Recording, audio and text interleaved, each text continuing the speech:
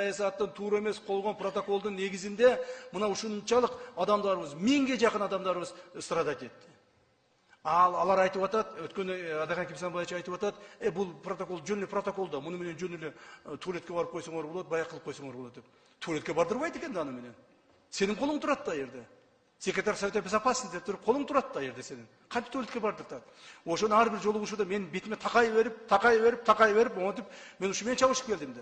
Ошон үчүн 275 метр жерди мен нейтральный кыла албай, ошон үчүн булар менен чабышып тытышып келдим да. Мына конца концов, бирок биз аны признавать эткен жокпуз. Мен ошондо дагы айттым, мына биздин комиссия мүчөлөрү олтурат, биз ал протоколду признавать этпейбиз.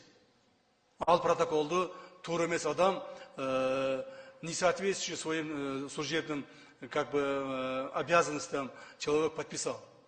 Так? Он этого не должен был делать.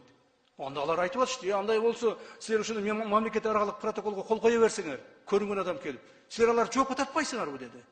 Мына ошондуктан биз, урматтуу туугандар, требовать этип отурушту.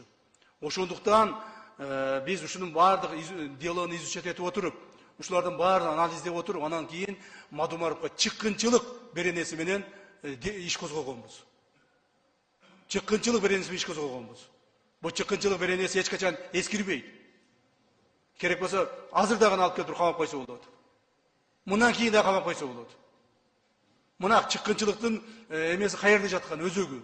Түшүнүп алыңыздар ушуну. Чыккынчылыктын өзөгү ошол 275 метр жерди тажиктердики деп признавать этип, 4 көчөнү берип койгондугуна жаткан. Ошол эле мезгилде биздин Аксайга кеткен жолду, Варфка кеткен жолду алар тажиктерге биздики деп признавать еттире алган эмес.